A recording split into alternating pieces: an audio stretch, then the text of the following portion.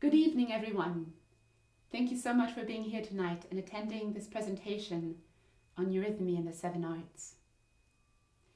When I began reaching out to schools and universities last year about the possibility of setting up a performance tour of Eurythmy in the States, which is now coming to a close after a month on the road, I very often receive the answer, yes, we would love to host a performance, but please, can you include within it a spoken component so that we begin to open doors of understanding into what this art form is about, and that it is not just the enjoyment of the gestures on stage, but also can we use Eurythmy as a way to understand perhaps what is culturally relevant in this art form today? And my answer was yes, of course, that is exactly what I wish to do. I wish to perform, but even more so, on some level, I wish to speak about Eurythmy and really open up the wealth of the depth, the wealth, the richness of this art form and how relevant and meaningful it is to the cultural sphere today. And some of the most touching responses came from high school students in public schools who had never seen Eurythmy before, or universities actually, who had never seen Eurythmy before. And they came forward with the comments at the end, this has meaning. The human being has meaning not only in its form, the form of the body has meaning, but also the way that gestures can be brought about can be felt to be meaningful. And I had a class with dance students at some point, and they spoke to how they had never experienced their bodies and the space around them in such a strong and yet gentle space before.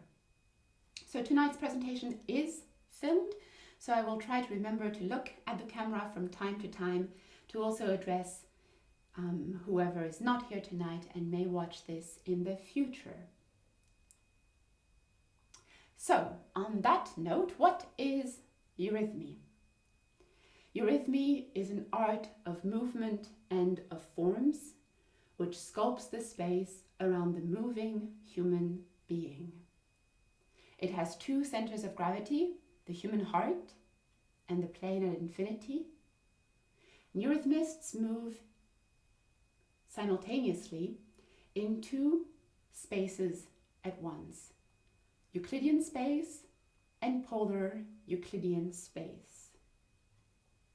These are big statements, and hopefully by the end of the evening you will be able to say why they matter and how Eurythmy differs from any other type of movement discipline, be it dance, tai chi, yoga, or anything else you may think of.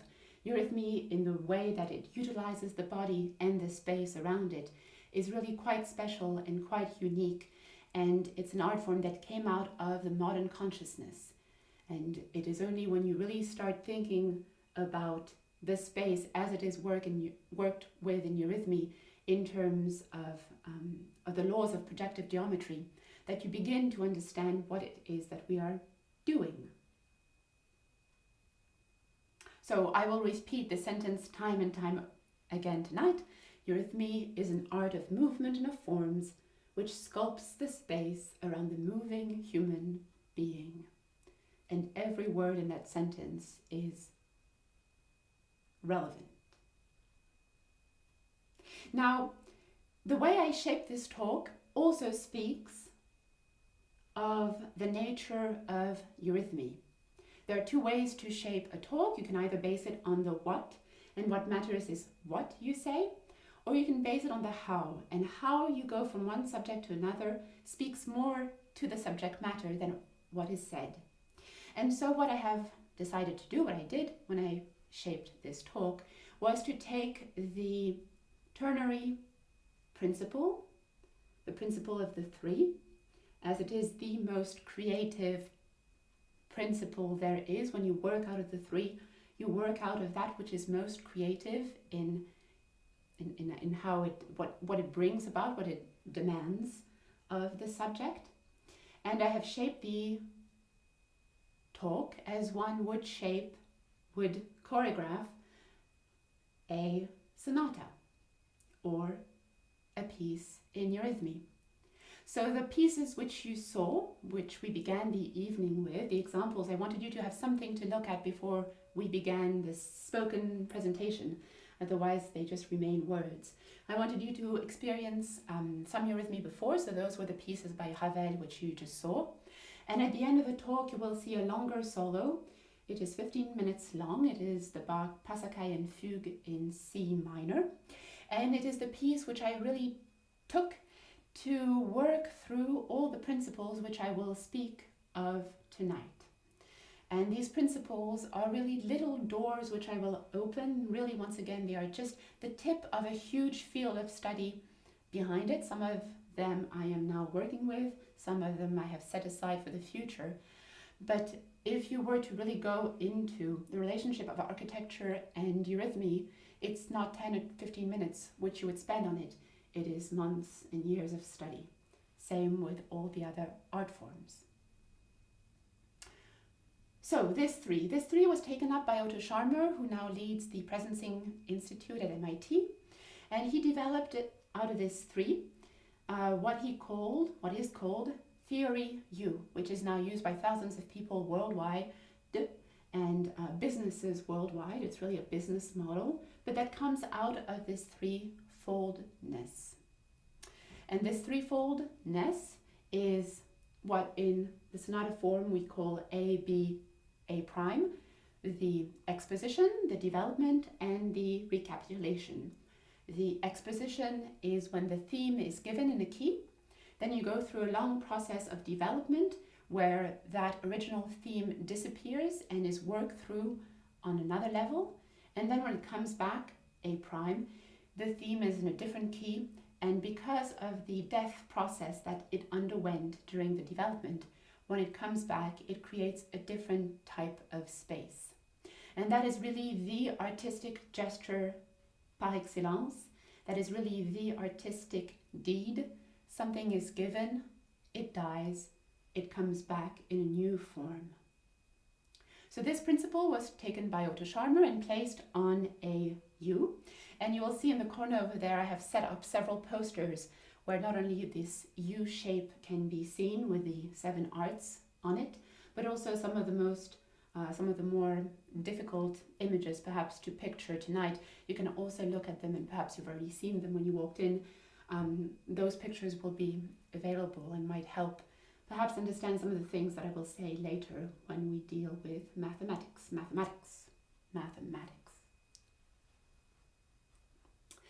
So, taking this U shape, we see that we have on the one side the first 3 steps, which are called the downloading phase. Then at the bottom of the U, we have the turning around, the presencing stage.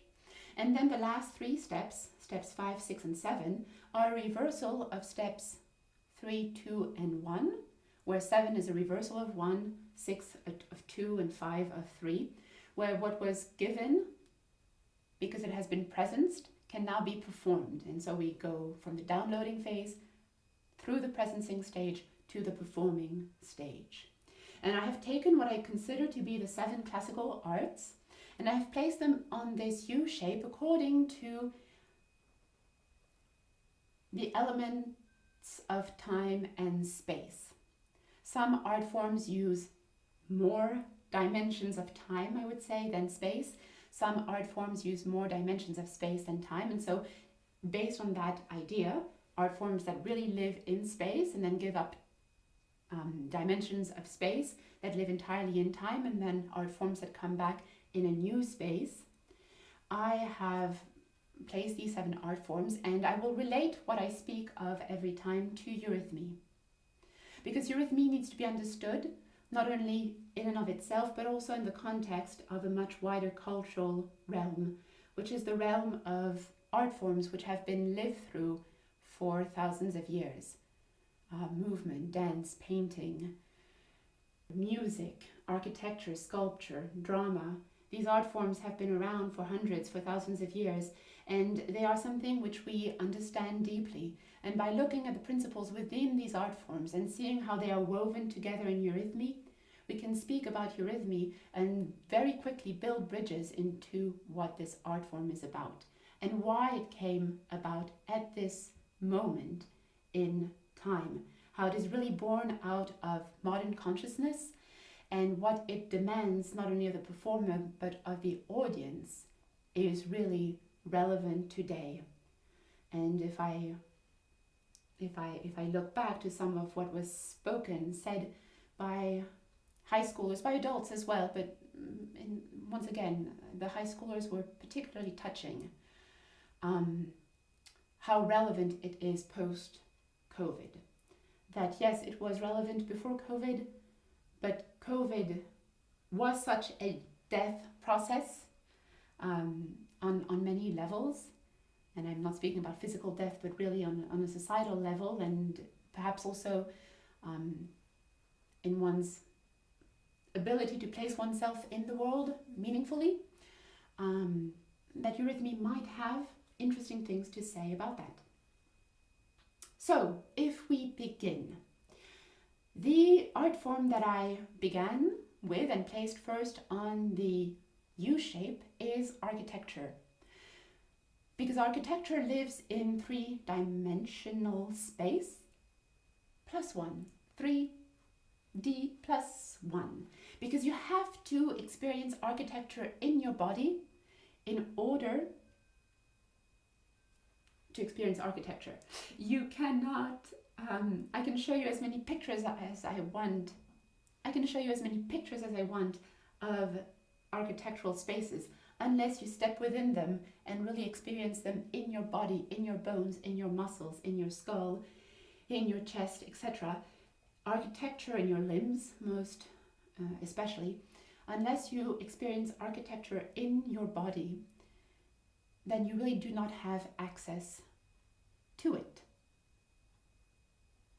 And architecture is a little bit like the experience of a conch shell, where the skeleton is pushed outside of the body and the soft body pushes everything that is hard out of it and surrounds itself with it. And you can see a building really as that shell that allows the human activity within it to have a particular quality. Now I'll give you 3 examples, and every time I will tie them into eurythmy, and we'll start speaking about eurythmy directly. The first example I want to look at is the Egyptian temple. What do you see when you have an Egyptian temple? And perhaps you can think of Abu Simbel. You have a gigantic facade, and it is quite immense. The entrance is flanked by colossal statues. And so you have this experience of an immense wall, of an immense surface, and a relatively small opening. The opening of the door is, in a way, not proportionate to the temple facade.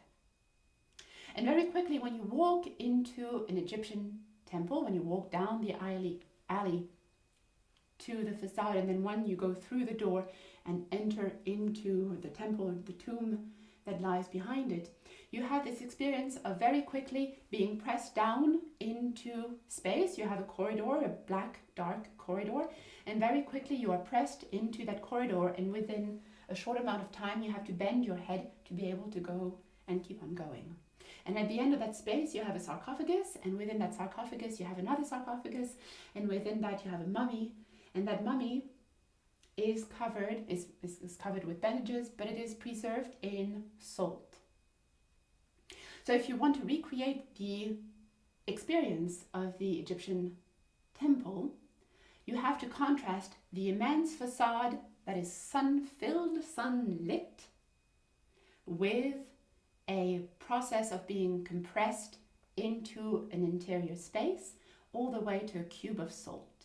And in high school, you can look at, when you start in high school, you really take the principles of eurythmy, and you really look with the children, with the teenagers. You really look at what it is that they are doing in space, that they have done for many years in Waldorf schools, and then you really start building bridges between all the other subjects which they have experienced in the Waldorf curriculum, be it anatomy, physiology, sciences, mathematics, etc. You start building bridges, chemistry, biology. You start building bridges between what we do in Eurythmy and all the other subjects. Because what is done in Eurythmy is actually in movement through the body. It's the embodiment of all the subjects which are done in Waldorf schools, from kindergarten through high school. So when I work with high schoolers, I ask them to recreate inwardly this picture of the huge facade and the cube of salt, to contrast the sunlit facade with the cube of salt and everything that I have learned in chemistry about salt and the qualities of salt.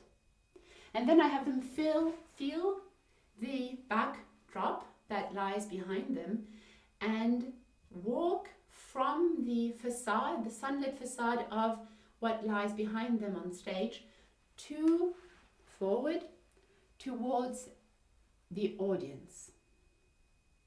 And to feel that when you walk forward, you go from this cosmic, sunlit space, cosmic as in immense, colossal, huge, and you walk towards an audience. And that audience is entirely individualized. Those of you who are here tonight, you're here and your brothers, sisters, wives, spouses, children are not. You are unique in your composition, and if tomorrow you were to come back and sit in the exact same spaces, you would be inwardly different. So there is a unique, individualized aspect to an audience that is unique in time and place. And you can contrast when you're on stage this backdrop with walking towards a specific audience. And so you've already created in space a polarity between what lies behind them and what lies in front of them. Now, the theme of the evening will be turning things inside out, as you would a sock. And tonight, when you go home and you take your shoes off and your socks is off, you can place your hand within the sock and you can turn it inside out. And you can do that several times over, and then you can pat yourself on the back, because you will have accomplished there one of the most profound thinking exercises that is possible to do. What was within the sock, the inner space, is now turned inside out and becomes an outer space. What was an outer space that comprised the entire room has now been turned into an inner space that is delineated. So by shifting the physical, visible medium, by turning it inside out, you have turned space inside out. What was within is outside, what was outside is now within. And the reason that we will do this time and time again is because in Eurythmy we are dealing with all the forces of the living, which are the turning inside out of all the forces of the non-living. If I was to drop a stone or anything that is not alive, if I drop a cat, the cat will respond. If I drop a stone, the stone will simply obey the force of gravity. But if I drop a seed, the seed is not going to keep on going down into the earth. That's the first gesture, but it does so in order to be able to rise. Everything that is alive follows the laws of levity, the laws of levity. A plant grows upward, a stone falls down. We stand upright. And the marvel which is the human body, this ability to stand on a tiny surface with the weight that is above it, and the grace possible in standing upright the way that we do, is quite spectacular and possible when you really place your body, I would say, in the sphere of levity, when you remove it from the hold of gravity. animals whose spine is horizontal are a lot more subject to gravity than we are, where we escape in our verticality. And that is going to be extremely important in eurythmy, keeping the verticality so that we can really have gestures which live in the realm of levity. So, turning things inside out will be our theme for the evening. And so if you were to reach your hand within the Egyptian temple and turn the Egyptian temple inside out as you would a sock, and place it on a hill, that means place it somewhere far away from you and in the distance and above you, you would have the Greek temple. And the Greek temple is an architectural building that has no interiority, there's no congregation. The entire Greek temple stands there so that the air and the sunlight may waft between the columns. And the sunlight, the air, and so therefore bring about an experience in us that is very different from the Egyptian temple, where you have to walk into it. So on the one hand, you can feel that every time you come forward, you're compressed in the space before you. And every time you walk backward, you allow the light and the air which waft through the ribs of the Greek temple columns to be recreated. You open the field of thinking, you open that realm that allows you to think, and all the great Greek philosophers really came at that time and not during the Egyptian times.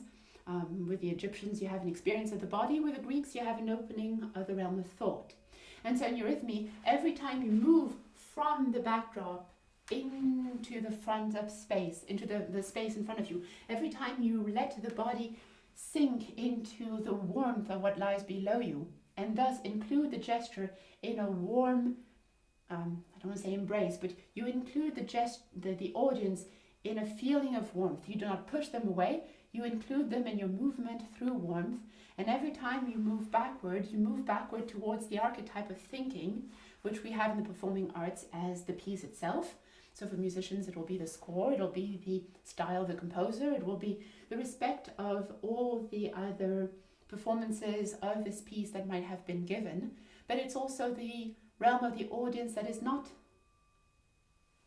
the tangible audience of that particular moment in time of a particular performance. It's the realm, it's the audience that lies behind us, the audience of the composers and everyone else that has performed this piece and. So you can already place the students on stage between two audiences, a warm audience and a light-filled audience.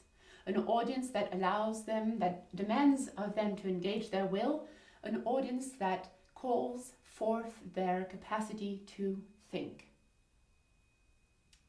And so we had A, B, now we have A prime again. What do we have? We lost an interior space, now we need to rebuild an interior space.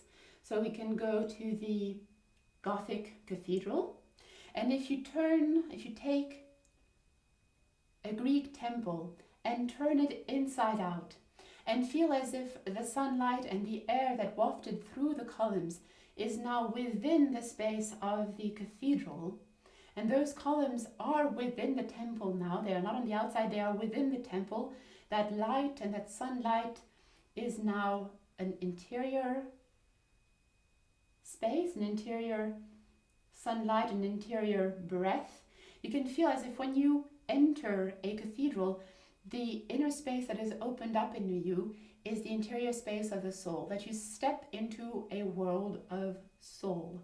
You do not step into your physical body, you step into your own soul world. And the colored windows that surround the cathedral and bathe the space in color really call forth this quality of inner light, of inner color, the richness of the color world. And in eurythmy, when you want to step out of spatial space, when you want to step into a space that conveys time, You no longer go forward and backward, you move sideways. And by moving sideways, you escape, you step out of physical space, and you enter into a stream of time that is eternal. There is something eternal when the body moves sideways. And Steiner said that there is no eurythmy, there can be no eurythmy unless the eurythmist has mastered the ability to go sideways. It is not the ability to go front and back, it is the ability to move sideways, to let the body step out of spatial space into a time space, an eternal space. So with high schoolers, you say, look, in 5th grade, you studied ancient Egypt, and then you studied ancient Greece, and 7th grade, you studied the Renaissance. And those may have felt at the time, depending on where you live in the world, more or less relevant to your cultural life. But now as high schoolers, you are asked to recreate in space what you studied as ancient culture. So by how you move in space, you recreate the Egyptian temple, the Greek temple, and the cathedral in your ability to move in space. You're using cultural experiences as a way to know how to give a quality to how you move in space.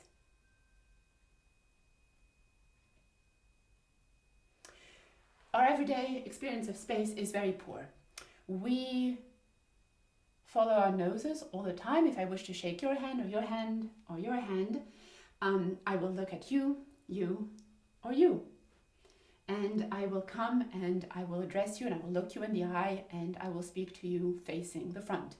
If I am in the supermarket, I am pushing my cart down the aisle, and I have forgotten the can of soup that I want to use tonight, I will not float gracefully backward. I will turn around and I will go get my can of soup.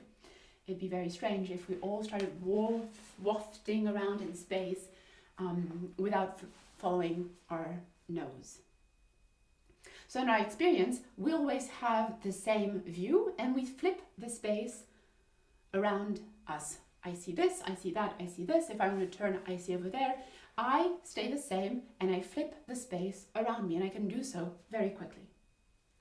Or I can, because now we are in Eurythmy, I can turn that practical experience inside out, and now instead of being focused on the what I need to do, on how I need to do it.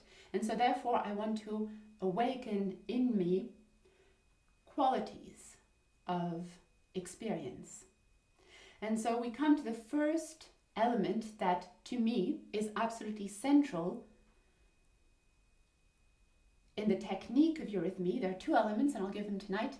The first, if those elements of technique are not present, it can be very beautiful movement, but it will not be Eurythmy.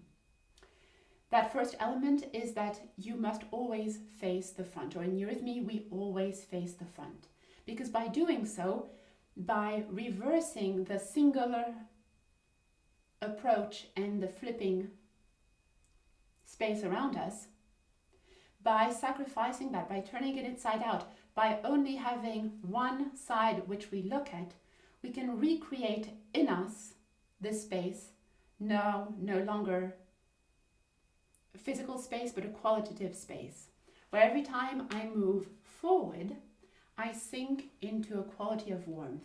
And every time I've moved backward, I illumine the space that is around me. And every time I move sideways, I step into a feeling of eternity.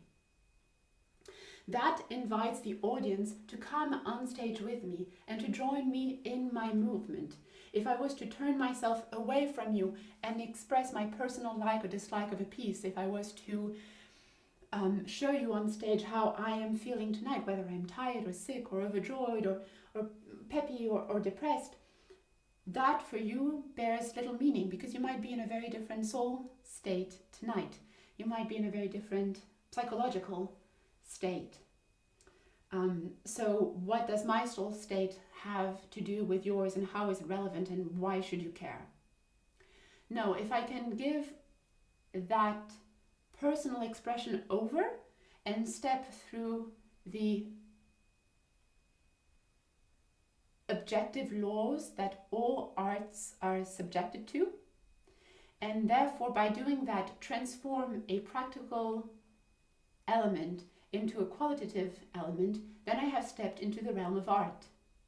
And so by facing the front at all times, I can invite you into my movement, I can invite you on stage, and I can have you join me or not. Your freedom is respected, my freedom is respected. You can join me or not, and when I move forward, you may meet me. When I move back, you may come and experience this tension then that is created, and we can meet this way. Then you become useful to me, and I become useful to you, right? You come to attend a performance so that something can be given to you, but you also give of yourself in order to be able to experience the performance. So now we're on stage, we're facing the front, very good. We have moved forward, we have moved back, we have moved sideways. That's a wonderful principle. But what happens when I move forward and I reach the footlights? Is the performance over? Because I cannot turn. No. If I wish to continue moving, I need to, from the footlights, turn around, go back. When I reach the background, if I wish to keep on moving, I have to go forward. When I am on the right, if I wish to keep on going, I need to start going to the left. That means that every time that I have reached the periphery of my stage, I have reached a point of reversal. But also, it means that every time I'm in the front space and I go through the center of the stage into the back space, I go from the front to the back, from the back to the front. I go from what is on the right to what is on the left. So there is at the center of the stage, there is a point of reversal. And if you remember the statement I said at the beginning, eurythmists have two centers of gravity, the human heart and the plane at infinity. Not only is their human heart a point of reversal, a center of gravity, but the stage that is mirrored in the stage. The center of the stage is a point of reversal and the periphery of the stage is a point of reversal. Now, in order to understand periphery as a point of reversal, we have to leave Euclidean geometry. Euclidean geometry does not give us a way to understand mathematically this reversal at infinity. You need to step into the realm of polar Euclidean geometry, of projective geometry. In Euclidean geometry, two parallel lines never meet at infinity. They keep on going. In projective geometry, parallel lines meet at infinity. If you stand in the middle of a train track and you allow your gaze to go to the end of the train track, that those parallel lines have narrowed and they meet in a point.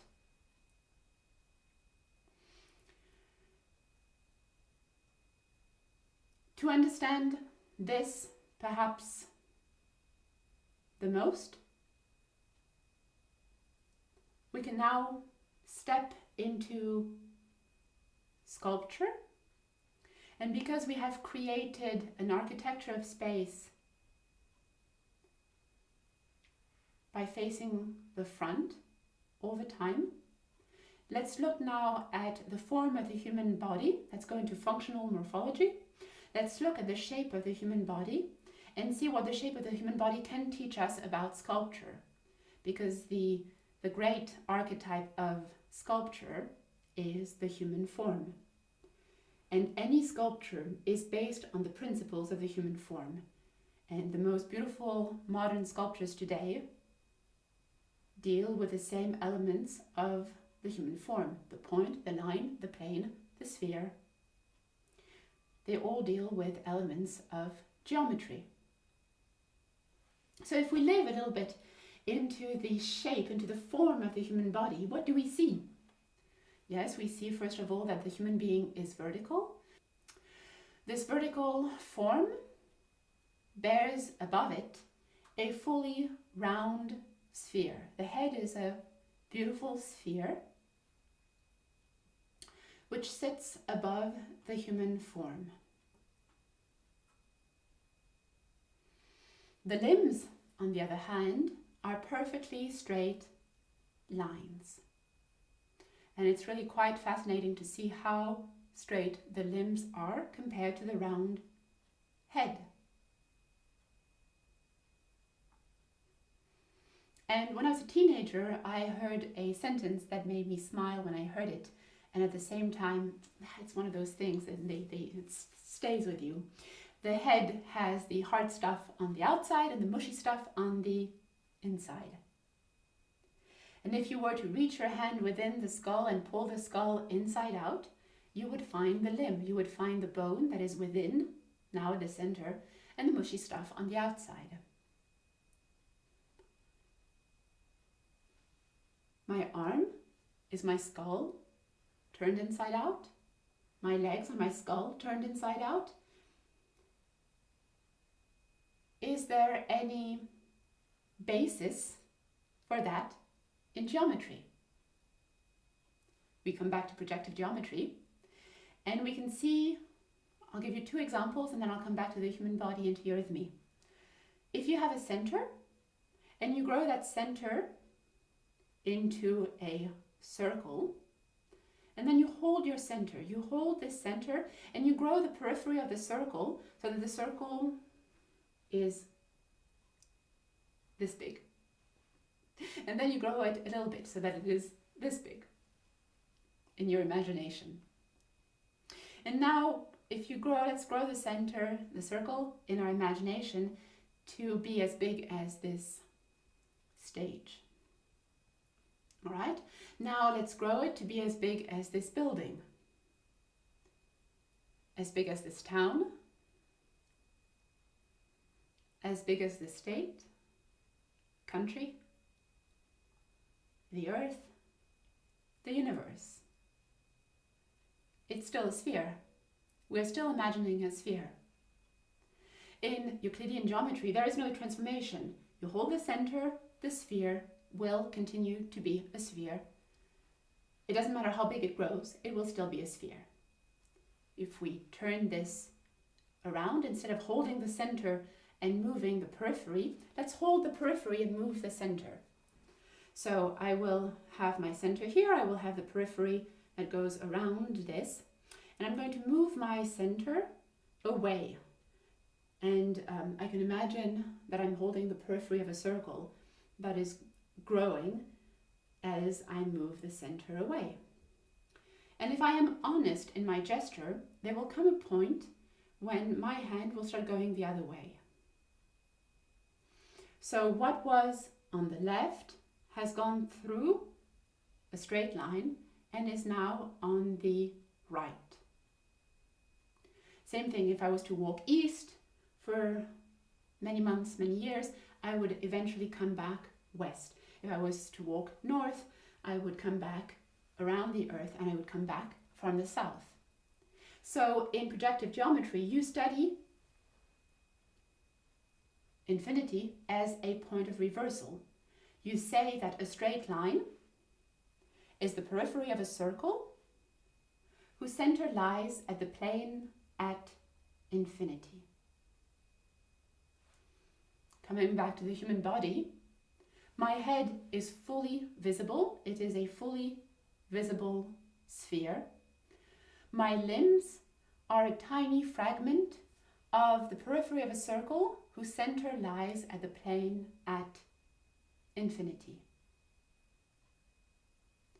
Which is why in Eurythmy the head never moves, because it is a picture of the cosmos that sits at the center of the stage, that sits at the center of the movement. That is why there is no facial expression, because you do not need the zodiac, you do not need the cosmos to grimace and tell you what it is that you have to experience. The constellations, the planets, the working of the zodiacs are, I would say, greater than whatever expression one may have in the face. The head is a cosmos. This is, when we do threefold walking, when you're on stage, you want to feel that the head mirrors the dome of the heavens. You really want to have this picture of the head being in small, the mirroring of the dome of the heavens around you. And so that is why the head never moves. It sits, it floats around space, a miniature of the cosmos that lies all around it, like a circle this is the center of a circle whose expression is the cosmos. And then the limbs, on the other hand, are this picture turned inside out. So the limbs have their center at infinity, and when I move my arm, I am moving a tiny fragment of something whose center lies at infinity, which is why then in Eurythmy, when I send my gesture through the right, it can come back on the left. When I send my arms up, the gesture can come back upward. When I send my gesture down, I can feel it coming back up. If I move forward, if I move back, however I move in Eurythmy, I can really feel that as I go forward, I'm also going back at the same time, and I will meet myself there. When I'm moving back, I can imagine that I'm sending my movement forward at the same time. I sculpt the space around me because my limbs have their center at infinity. My limbs are all around me. My limbs are in the space all around me that this line has its center at infinity. This line has its center at infinity. This line has its center at infinity. This line has its center at infinity. So my limbs go to infinity and come back. And so that is why I can move between two centers of gravity, the human heart and the plane at infinity. And this is the second element that is absolutely essential in Eurythmy, is that we raise the center of gravity from the hips to the heart, and we try to move as much as we can where the stream of movement goes through the heart space. So it is not the hips that are moving around, and I love dance and I practice dance and I love swing dancing. It's something entirely different that is sought in dancing. But in Eurythmy, you try to raise that so that the stream of movement can go to infinity and back and through the heart. As soon as we break this, as soon as this line is broken at the hips, as soon as the center of gravity sinks back down into the hips, which is the case for yoga, which is the case for Tai Chi, which is the case for any movement in the world. There's no movement that raises the center of gravity up to the heart space. Eurythmy is unique in that respect. And so the center has to be raised into the heart space so that a movement between center and infinity can happen, I would say, completely seamlessly. So one could say that because if we dive into the artistic principles of sculpture, which are a true understanding of the point, the plane, the line, if we really work with these elements, and it's fascinating to look at sculptures from that point of view, if we really live within the world of sculpture, be it ancient Greek sculpture, Egyptian sculpture, or some of the most fascinating works done in Asia today, we really live into the qualities of the plane, the point, the line, into the qualities of the human body. And then by using projective geometry to understand these principles, we can see that we come to the second condition needed in Eurythmy to transform bodily movement into movement that is subjectively objective, objectively subjective. That by going through infinity out there and within us constantly, we can sculpt the space around us. So we have recreated an architecture of space. Within that architecture of space, we allow the human body to move according to the principles of sculpture. With architecture, we had a three-dimensional art form plus one.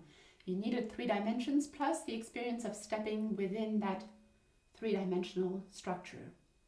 With sculpture, you also have an art form that lives in 3D. You can walk around a tangible sculpture, but you have to hold within you a dimension of time. When you're on one side of the sculpture, you have to walk around it and you have to remember what it is that you saw on the other side. You cannot see all sides of a sculpture at once. You have to hold the sculpture within you, within an element of time. Not only look at it in space, but also hold it in a dimension of time within you. Then you come to painting and we lose another spatial dimension. And now we are in an art form that is expressed in 2 dimensions on a flat surface. And in many ways, a charcoal drawing has more to do with sculpture than it does with painting, because a charcoal drawing has black, white, grey, etc., lines, points, planes, while a painting is really that which lives in the interaction of color. How colors interact one with another is really the essence of painting. The example I will give you quickly, and then we'll move on to the next art form. The example I can bring is when I was in the first year of the Eurythmy training. My father came to see me in New York and we went to the Met, to the Metropolitan Museum, and we spent the entire day there. And at the end we had agreed to meet at 5 p.m. I remember this day very vividly because at the end of the day we had agreed at the very end, we went our separate ways and we had agreed to meet at 5 p.m. in front of a particular painting as a meeting point. And at 4:45 I came out of my little personal wandering and I had looked at paintings the entire day and I was quite inwardly drained and I didn't want to see anything at all anymore.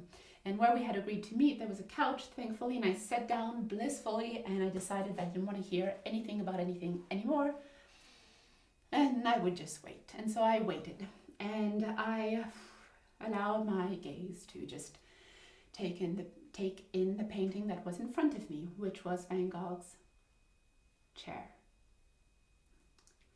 And for a while, maybe 10 minutes, I just sat there and I really couldn't have cared less about the painting. And suddenly, it felt as if my soul began singing. It felt as if a symphony had erupted. It felt as if there were bursts of warmth that overcame me. And the tension between the yellow, the red, and the green became almost unbearable. The colors had acted on me, and I needed time to see the painting, and suddenly the interaction of the colors became overwhelming. And it's as if that, I remember the yellow, the red, the green, I felt as if I was pulsing with them. Something in me was pulsing with the colors. And in Eurythmy, the interaction of colors, which we find all the laws of painting, which we find when we look at the interaction of colors, all of those laws are going to be found in the costumes, which we have in Eurythmy. As you will have seen earlier, there were 3 dresses with 3 different colors and 3 different veils. And every time, something about the costume spoke to the quality of the piece. The color of the dress is the original impulse of the movement. In a way, it's the being of that piece. Whether it's a speech Eurythmy piece or a tone Eurythmy piece, the color of the dress is the makeup of that piece's being. You don't color an adagio the way that you would, for example, a fugue, or you would color an epic poem maybe very differently than you would a lyric poem. So you look at all kinds of different elements. In tone Eurythmy, you look at the keys, the color of the keys, as one step into the color of the dress. In speech Eurythmy, you look at various grammatical elements, various elements of style, to determine what kind of a color is going to best represent the movement of that particular piece. And then that movement is going to be steeped in a world of feeling, which is the veil. And the veil color will surround this original movement of the dress in a particular way. Whether you have a yellow dress surrounded by a blue veil, or a yellow dress enlivened by a red veil, will be two very different experiences. And I'll come back to the colors in a little bit. And I am working on an entire presentation that looks at Renaissance paintings, but also the work of the Impressionists and of modern painters today. Because you see that all the great painters throughout the history of the fine arts of painting use the same colors to reach the same gestures.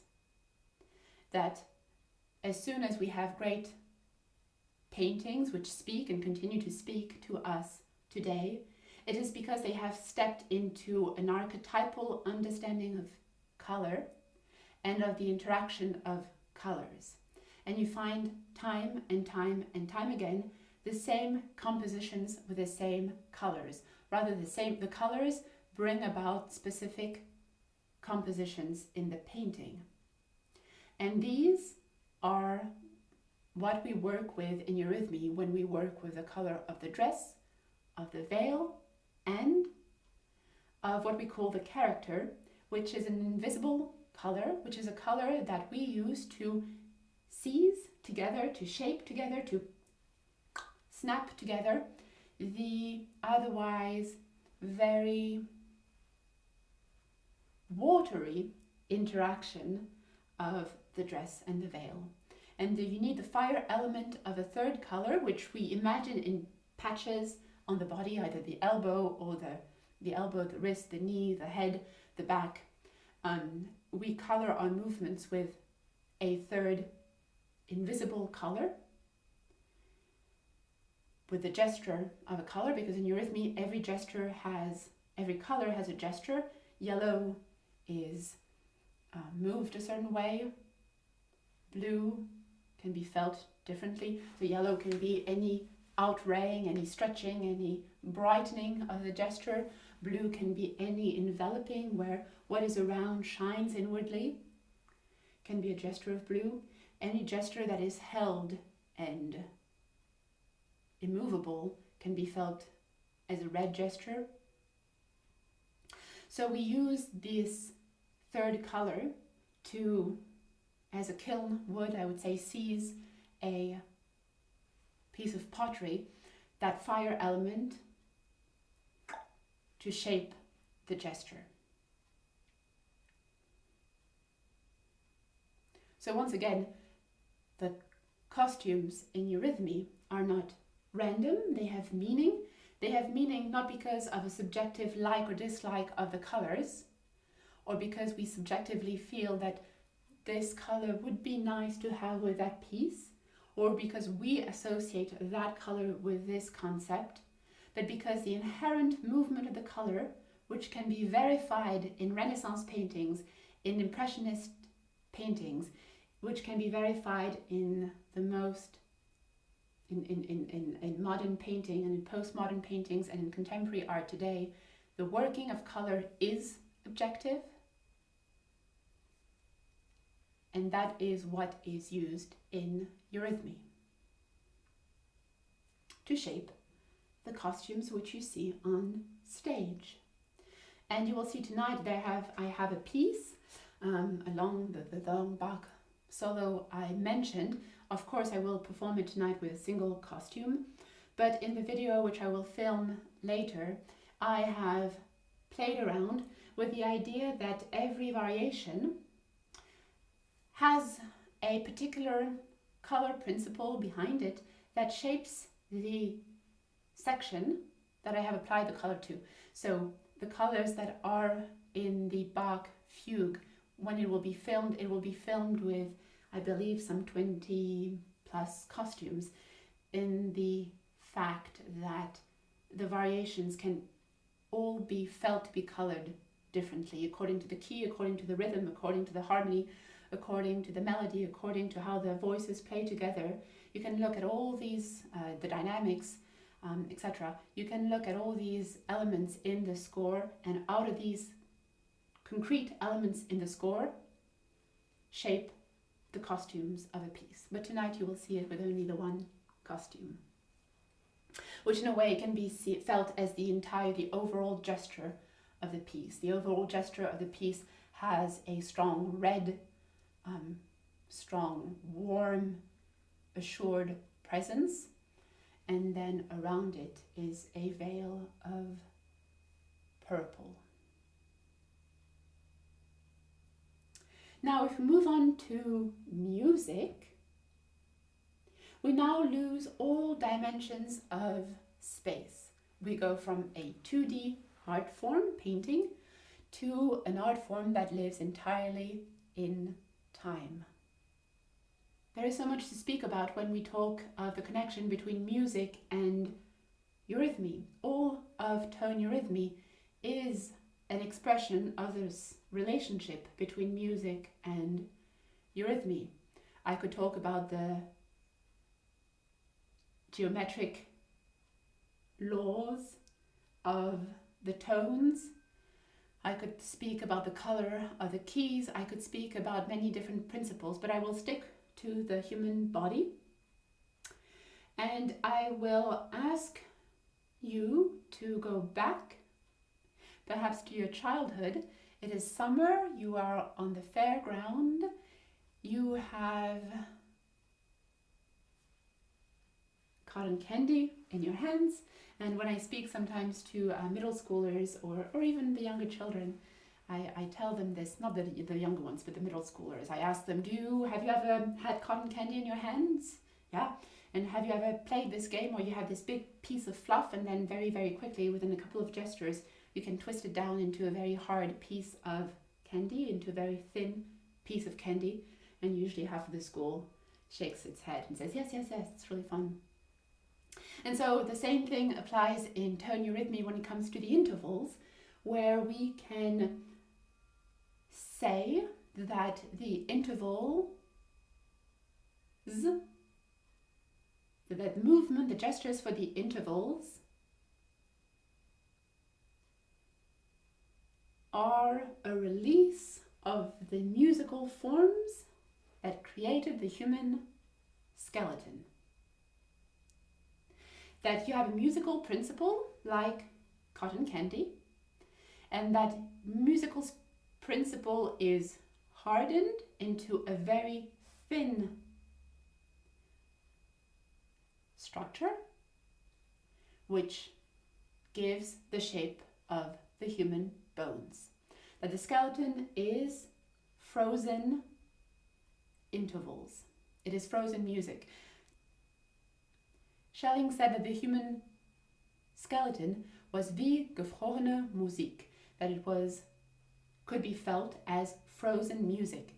Goethe said that architecture was frozen music, music was liquid architecture. We come back to the idea of architecture as the skeleton pushed around the human body.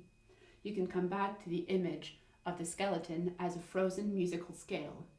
And in eurythmy, what we do is this movement that was frozen down into a bone is released back out into space, so that all the gestures which we do, which correspond to the intervals, are an unfreezing in space of the musical principles which formed the human skeleton. So the double curve of the collarbone bears within it the possibilities which lie in the prime.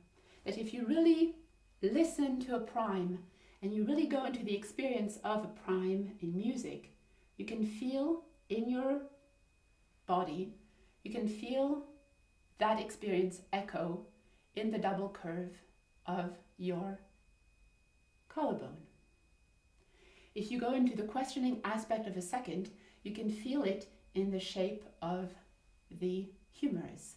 The major and the minor third can be felt in the expression of the radius and the ulna, which you have a single second, but you have two thirds, a major third and a minor third.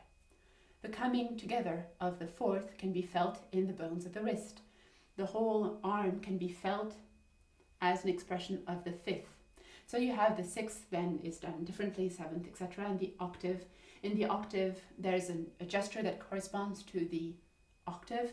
You can also feel how your feet are a prime and your head above you is the octave of the foot. So when you stand upright, you recreate vertically a scale from the foot to the head. There's an octave, the head is the octave of the foot. And then with high school students, if you have a bit of time, you can go into revisiting everything that they learned in anatomy and physiology and see that all the classes they had for years in those two subjects are actually present in the Eurythmy curriculum in high school. Because all the gestures that we do in Eurythmy can also be seen as coming as an expression of what lives in the anatomy and physiology of the human being. That there is in the principles of the body, if you unfold them into space, you find time and time again the gestures for the Eurythmy gestures. For example, in tone eurythmy, we show the melody, the rise and fall of the melody, by lifting our arms up and down as the melody rises or falls. We express harmony. One of the ways we can express harmony is in between the right and the left. The major quality of the right, the minor quality of the left. One, you step out into space. One, you step within your own self. And so just by going right and left between this side of you that does not bear the heart and the side of you that bears the organ, the heart, by going between this right and left, you can already express harmony, the major and minor qualities of harmony. Rhythm can be expressed in how you move forward and back.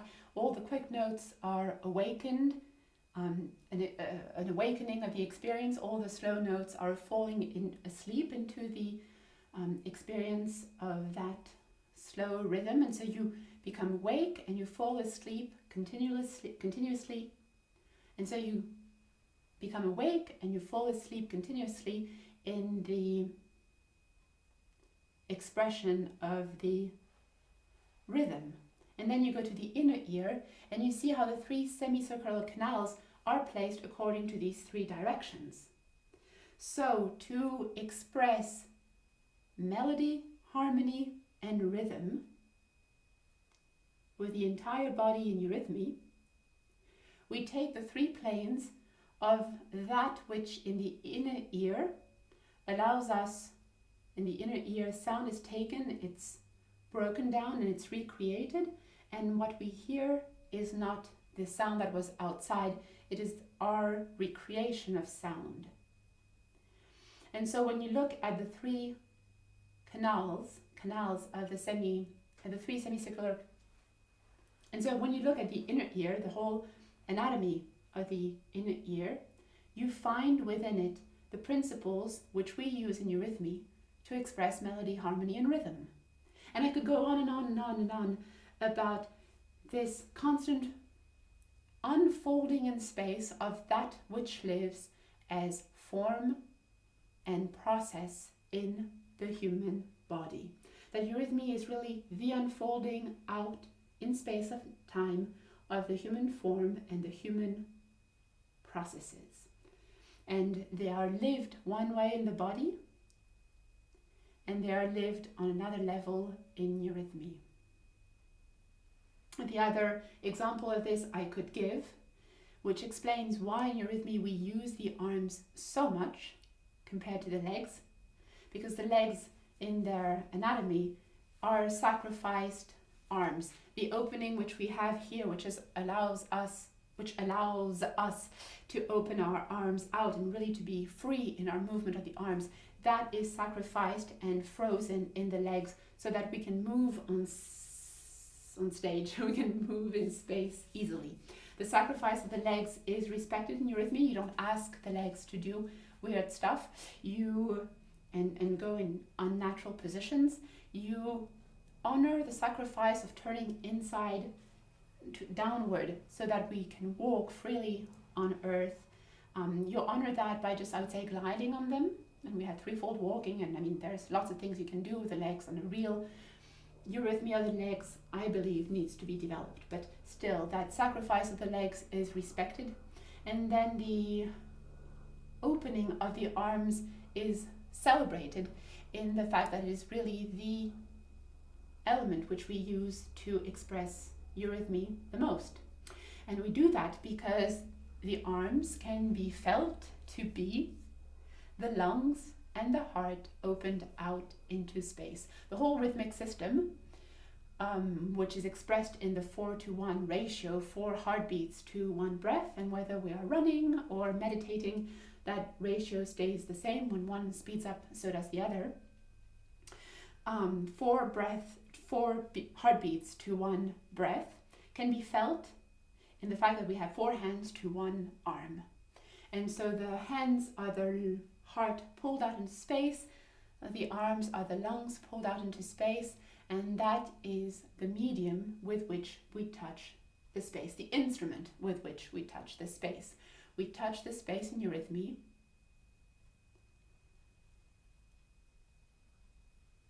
with arms, hands, which are felt to be lungs and heart pulled out into space. Now moving on to the next art form. The first 3 art forms we were dealing with space. They're art forms which we can find in museums. They are the art forms which we call the fine arts, which we can go, see and admire. Then we had an art form that lives entirely in time. When Brigitte was done playing earlier, there were no tangible notes left on stage. Had she planked her arms at once on the keyboard, you would not have experienced the music. You experienced the music because it lived in the dimension of time. Now we need to recreate a new type of space. A space that is no longer outside of us, but has gone through this death process of music. So what could the reversal of the art of painting be? If you turn the laws of painting inside out, what art form do you get? Now, I've been speaking for a while now, and my words have been formed through sounds. I've uttered sounds, and these sounds have created in you pictures. You have pictures of what I have said. But they're not pictures that I have painted and which stay, I would say, on the wall behind me. I do not have a line of paintings behind me. They are pictures that live in you. And those pictures are true. They do have a presence. They do have a reality to them. So what art form can be formed out of pictures through the basis of sounds? Poetry and drama. Drama, poetry, paint, soul, landscapes of the soul. That the landscapes of nature which we had in painting have now been turned up to a human level. It is no longer the world around us, but the world in us that is depicted. And that happens through the medium of sounds, through the colors of sounds, through the soul colors of sounds. When at the beginning of Hamlet, which is perhaps the play that goes most deeply into what it is to be human, the very second line of that play is a sentinel calling out to the noise in the night, saying to the noise, "Stand and unfold yourself." I've heard a noise, person, speak. Tell me who you are. Stand and unfold yourself. The sentinel does not mean open your ribcage, open your heart, show me what lives within your heart, show me your guts, show me your intestines, show me your liver, so that I know who you are. Stand and unfold your soul through words. Tell me who you are inwardly through words. That means that we have an inner nature that is other than our organs. That means that art forms are possible which are other than tangible art forms.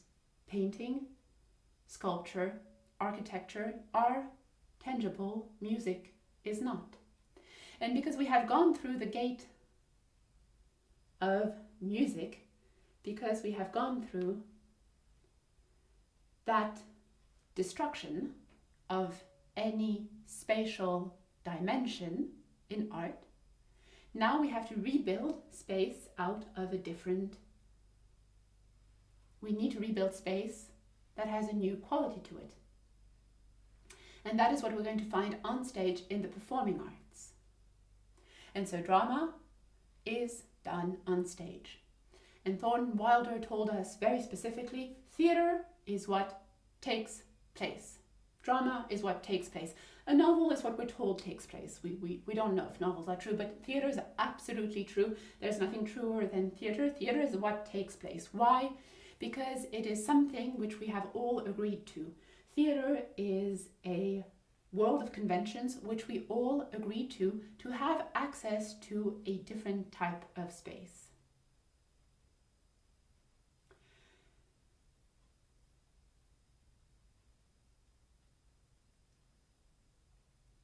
So now we hear something which I will come back a bit later. We have entered an art form, a performing art form. We have entered an art form which requires of the human being to recreate out of something that was, that died, that has come back differently. A little bit like the sun that rises at the dawn is not the same as the sun that set. That we have a day, and then it goes through the experience of the night, we sleep on it, and then when the sun rises back up again, it is a new light. What we experienced the day before can be experienced differently. And we have an art form that is now not about what is visible of the human being, the human form, the skeleton, etc., but about what lives as a process, I would say, within the human being. And this is where Steiner's great genius, great artistic genius when it comes to eurythmy, shows itself particularly strongly. It shows itself in every aspect of eurythmy. Every aspect of eurythmy is simply marvelous, and the more you live with it, the deeper, the richer, the more nurturing and touching it becomes. There is a depth to this art form which is really quite something. But in its makeup, Steiner's artistic genius can be seen in the fact that he's going to use the principles of colors which we studied in, which have been studied in painting. He's going to take the principles of colors of painting to give rise to the gestures which express the consonants and the vowels. That on the one hand, speech eurythmy can be spoken about as the unfolding in space of what takes place in the larynx when we speak, the sculpture of the air in the larynx, which takes place when we speak, is opened out into space so that the entire body becomes a larynx, and all the gestures of speech eurythmy become a visible, living, moving, breathing sculpture of what takes place when we speak. So on the one hand, you can look at speech eurythmy according to the principles of sculpture. You can also look at speech eurythmy as a recreation of the interaction of colors as we have in painting, and taking those principles as the basis for the gestures of consonants and vowels. Very briefly, if you have a yellow dress that beams itself upright, and if that yellow dress is surrounded by a veil of blue that comes around it to surround and perhaps eventually engulf that yellow, and then a third color comes, red, to stop that movement, so that the bright beaming yellow of the dress, the surrounding quality of the blue, are stopped in their interaction by red, we come to the eurythmy gesture for the sound B.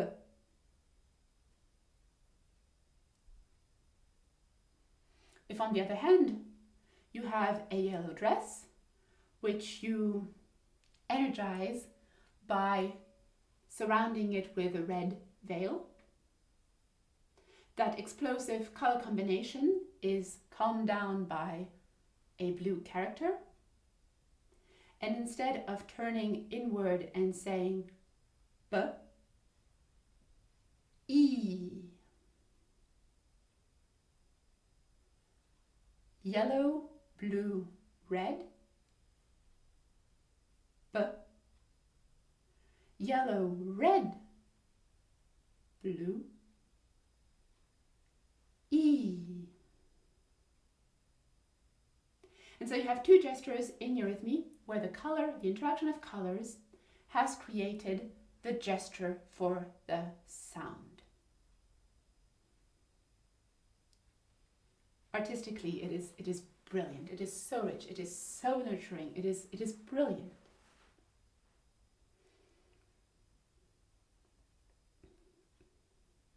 All right, let's move on. We're reaching the end of the evening before I go back into eurythmy costume. Let's move on to the transformation of sculpture. What is the reversal of sculpture? I would say that it is eurythmy. That if you take the laws of sculpture and you turn them inside out, you come to eurythmy. Now, in eurythmy, as we saw, we have two centers of gravity, the human heart and the plane at infinity. And I want to go back a little bit in astronomy to speak about how eurythmy is a sculpture of space.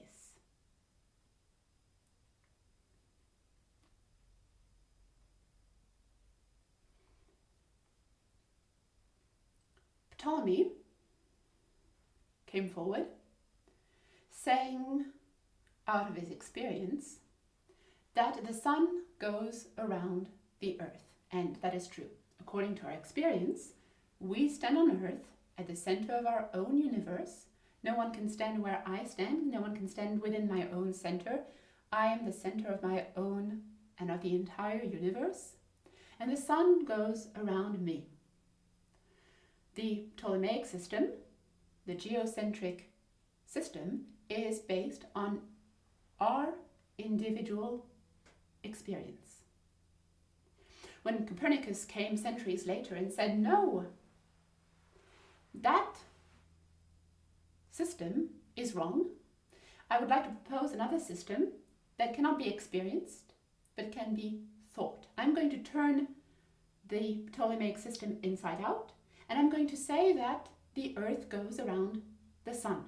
The sun is at the center of the universe. We go around it, meaning that the center of the universe is far away from us. The center of the universe is at the plane at infinity. We go around it. So we have two systems, one that can be experienced, the Ptolemaic universe, geocentric, the Copernican universe, heliocentric, that can be thought through. One has its center within one's own experience, within the human heart. The other has its center at infinity, because we imagine the sun as that which lies far away from us, around which we go. And so in Eurythmy, keeping this verticality, keeping this uprightness all the time, facing the front all the time, having the center of gravity raised from the hips to the heart, allows us to feel that we have turned the principles of sculpture inside out. What when you have a sculpture, a piece of clay in front of you, a block of marble, a piece of wood, and from the outside in you press upon it, you chisel, you whatever you do to that element, you are outside of it and you go in towards it. The matter is here, you are outside of it. The space around the material is free, the space of the material is full. If you reverse that inside out, if you take that experience and turn it inside out like a sock and say, I have become the instrument, what lies within my skin is now a negative space, and the material I work with is all around me, then you can say that Eurythmy is a sculpture of space. That this, what lies within the skin is a negative space that is not there, and that the medium I sculpt is what lies around me. But I am a eurythmist, I have a skin, and I have organs and muscles and nerves within the skin. And so the huge step in consciousness, which we had from the Ptolemaic geocentric universe to the Copernican heliocentric universe that can be thought, to the universe we move in Eurythmy, is that we have to experience at the same time a geocentric and a heliocentric space. That the two centers of gravity, the human heart and the plane at infinity, have to be felt simultaneously. And my gestures always go from one to the other. I start within me, my gestures come out. They are around me, they come back to me. My center is a point of reversal, the infinity of what lies around me, be it a large space, not a large space, etc. That infinity comes back and shapes me. Every time I send a gesture, I am creating a tension between two. I'm creating a tension between infinity and my own human heart. That is why it is a sculpture of space. And that is why in the consciousness of the eurythmist, both what can be experienced and what can be thought have to be reunited. We have to become both sun and earth, both heliocentric and geocentric, both experienced, both beings of experience and beings of thinking. And in uniting those two spaces, Euclidean space and polar Euclidean space at the same time, we weave the human being in a web, though that is not the right word. We place the human gesture within a web.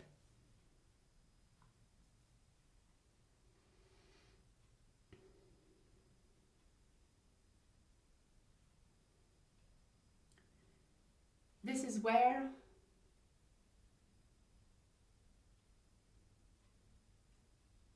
what little I have encountered of chaos theory,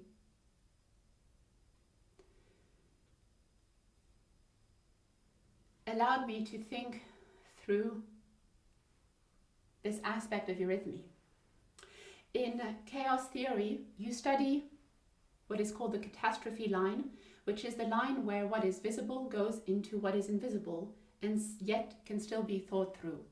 For example, practically speaking, if you imagine that I'm holding a circle of, a thin circle of metal, and I'm holding it up, and you can see the full circle. And then actually I'm going to shift it, I'm going to turn it around a little bit, and you're going to discover that what you thought was a perfect circle is actually a coil.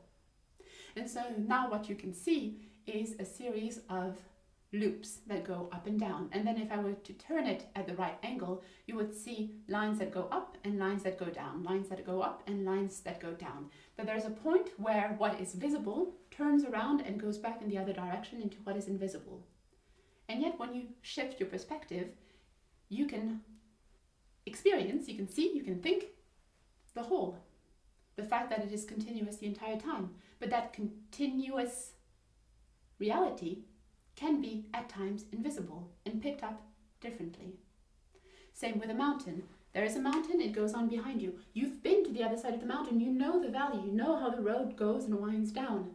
But you're on that side of the mountain, there is a line, there is a point where what can be experienced on one level has to be thought through, and what is visible goes through a point of invisibility, and then you can think through another type of visibility.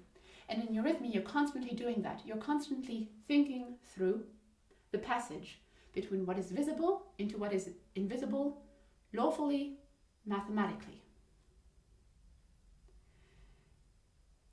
When you tell high school students that what they do in eurythmy allows them to think through in mathematics on a level that college students cannot. There was once, I read once, the quote, a passage about a math professor in Waldorf school who said that he could do with his high school students advanced mathematical concepts that take years in university for college students, university students to grasp, because those students do not do eurythmy. That the Waldorf students who do eurythmy are capable of thinking through different systems moving at different times with different dynamics and within different qualities. That one person moving one line can be taken up, can be thought as having its own, you can think of the bass, and then there's the treble, and then there's the alto. This is red, this is blue, this is yellow, this one is going to be slow, this one is going to be quick, this one is going to be abrupt. You can think through, because of eurythmy and what is experienced in the body, you can think through concepts of higher advanced mathematics with a lot more ease than you can think through if you've never experienced that.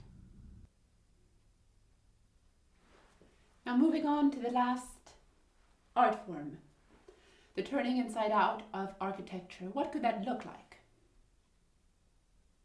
Well, what we came up with, Brigitte, a while back, as we were thinking and pondering this unfolding of the art forms, was that it could be, perhaps, the following. That the reversal of the interior space which you find within the building, and I would say that modern buildings today in architecture work with the diagonals, with the dynamics of the diagonals.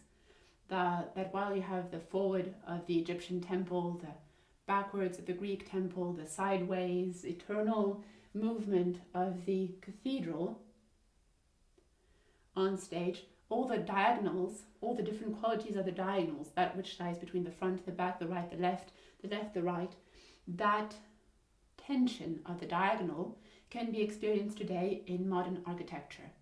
And some of the great buildings today have to do, whether they are roundish or straight, it's not the point, the dynamics of the architecture can be understood qualitatively as various angles of diagonals. At least that's the idea I'm working with. I am going through a whole variety of buildings, and over time I'm allowing these buildings to speak to me and to see if that is indeed something that I might agree with as I progress. So, what is the reversal of architecture? Well, what hollow space do we find that has, I would say, as of yet, been untapped? That is the hollow human heart. That if you were to turn sculpture inside out, you would come to the hollow space of the human heart, and you would find in the flux of the blood the dynamics needed, or the principles of the dynamics needed to come to a social art form. And by a social art form, I do not mean, I think, anything that we consider a social art form today. A lot of what we say is a social art form has to do with kindness, and mostly being kind to one another and being fair, and those are wonderful principles, but I don't think that in itself that is the social art form that will one day be developed as an art form itself. And the huge leap we have from music to drama, from drama to eurythmy, from eurythmy to a social art form, can only be taken the day that the principles of eurythmy have been so thoroughly worked through, as drama has been in a way so thoroughly worked through, that now we can step into the realm of eurythmy. The day we have worked eurythmy so thoroughly through and we haven't even begun to take the first quarter of a step in that direction, then we will be able to speak about a social art form. That anything that we speak of today is wishful thinking, but perhaps nothing that I imagine as a possible social art form today, and I don't know what that means. I just know that I don't know what it means. But what we see is that from music, musicians have really placed themselves at the service of music, that we really have in the first art forms and all the way into music. We have this great devotional gesture of artists to their art forms, and drama, eurythmy, and a social art form are taking the principles of the arts, recreating new spaces out of them, and placing the principles of the art forms at the service of the becoming of the human being. Not of the human being. I'm not placing art at the service of the human being. That is entertainment. That is when those forms are turned inside out, I would say, towards what is below, and broken down for the immediate pleasure of entertainment. And I love movies, I love series, I have Netflix and Amazon Prime on my phone. I don't have anything against entertainment, but in art requires an effort, because you have to raise yourself inwardly up to a principle which you have to master. And when you have mastered that principle, lo and behold, there's the next step in front of you. It's an ever climbing mountain, I would say, of things that you have to master within yourself. Art requires effort, but it also gives you tools to know who you are. And this is where I've made this evening perhaps a little lengthier than I have on some evenings, depending on the people that I have in front of me. I have gone more into one subject or another. With dance students, I go within certain aspects. With architecture students, or with architecture, sculpture, or high schoolers, I go into different fields. So today I have made a somewhat of a synthesis for the benefit of the recording. I have perhaps done a broader presentation that sometimes I do. But when I am with high schoolers, I speak quite a bit about the meaningfulness of the eurythmy gestures. And I address a little bit this growing despair that some feel. Anxiety is a lesser word. Worry is, I think, present for most young men and women today that they are going towards a world in which who they are and what they can bring as human beings has very little value compared to what their phones, if nothing else, can do. When we were on the trip, at some point in a gas station, we entered a gas station and all the items were to be placed on a platform, and then it was surrounded by cameras, and the cameras took a picture of the items of the basket directly and summed it up, and then I just had to pay the total. It wasn't self-serve anymore. I didn't have to scan the products. The machines very, very quickly did the job that I would say a few years ago a cashier would have done. And we see a robotization of many tasks today, not as some kind of science fiction project, but as a very real possibility where millions of human beings are out of a job, whether it's the advance of AI, of the assistants and of the agents, the assistants 2 years ago and the agents today, whether it is the mechanization of a lot of jobs that are no longer done by human hands. That means a great loss of jobs worldwide and in the United States. And on the one hand, you have jobs that are disappearing fast and that will probably disappear faster and faster. On the other hand, you have machines which can write essays, compose music better, quicker than a human being on some level. Next to that, you place the fact that with no job comes no income, comes free time, but what do I do with my free time if what I used to do with great effort but produce is now produced by machines? How am I relevant as a human being? How is my gesture relevant as a human being? That is a great question that is facing many young people today. And when you go to public schools and you mention that, the number of girls I have seen shaking, and the boys are silent, they don't say a word, they sit there and they are and then the girls, speak. You see the girls nodding their heads. Yes, it is a true concern for young people today. What value can I bring through what I do to society? What will society have for me? And on the other hand, so that's the young ones. The older ones, whether they're 30s, 20s, I don't really know, but the 30s, 40s, and 50s, I have friends in those categories. I myself have spent 5 years in LA in the online dating world in LA. And both from my experience and from the experience of friends, 30s, 40s, 50s, who lament the fact that it's no longer possible to create relationships, that people go on dates, they go on 1 or 2 dates. At the end of 1 or 2 dates, or possibly a week or two, they are exhausted emotionally. They're no longer capable of, I would say, of communing with someone else.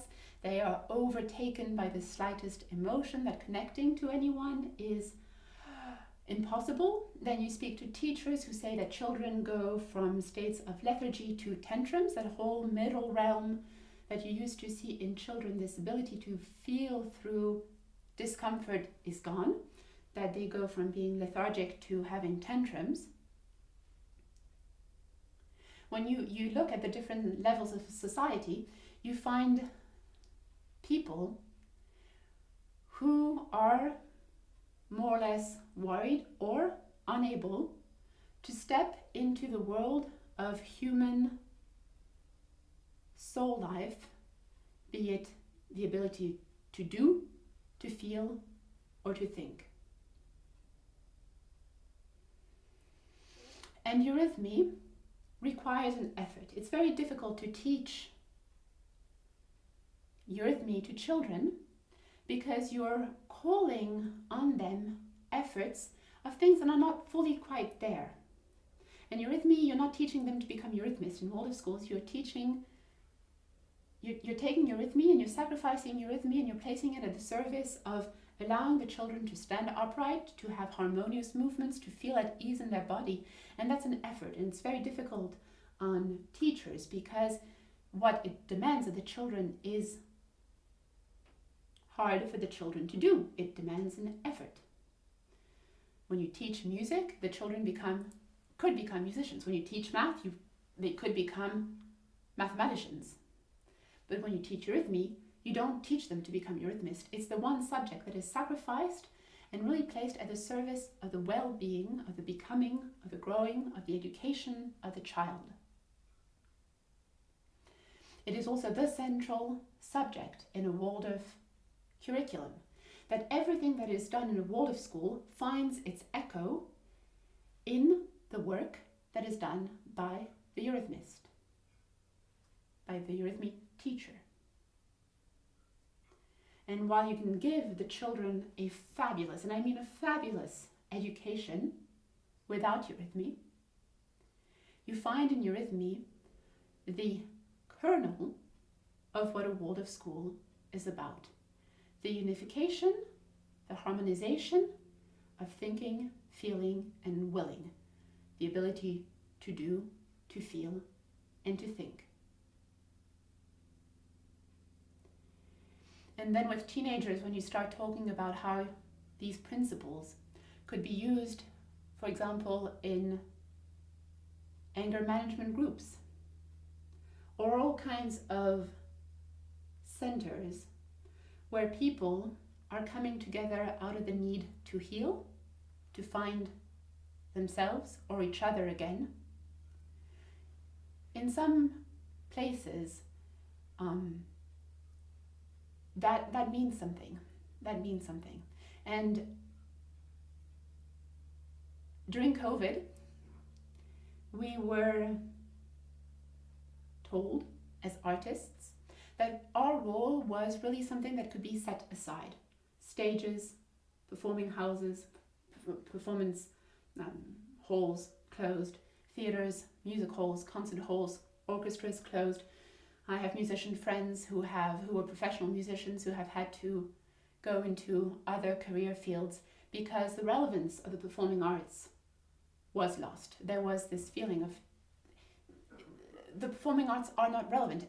A society can live without the arts. And yes, a society can function without the arts. But having taken the arts away, what we are now seeing is people coming back to them saying, wait, there's something in the arts, something in the performing arts, something in the arts, which feeds me on a level that I hadn't noticed before.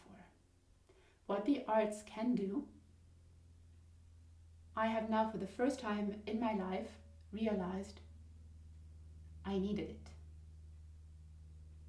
And eurythmy really brings about, because it is woven out of all the principles of the classical arts, because eurythmy weaves together architecture, sculpture, painting, music, drama, movement, form, the sciences, anatomy, physiology, chemistry, biology, astronomy, geometry, etc.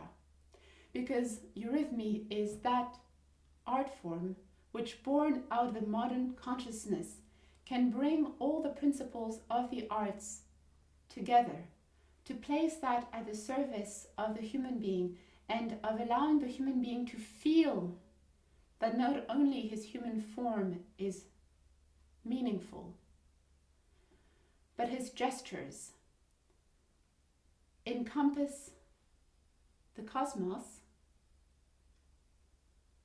and can be qualitatively meaningful and therefore feed him on a level other than how the physical body needs to be fed. Eurythmy today, and especially post-COVID, has a role to play in how it allows us to re-feel, rethink, re-will ourselves into a society that becomes more and more conscious of the need to be, I would say, present.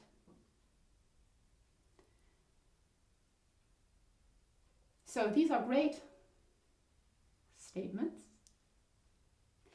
about an art form that is only 100 years old. It's a tiny toddler of an art form. And you cannot ask of the toddler to have the business capacities of a man in his 50s.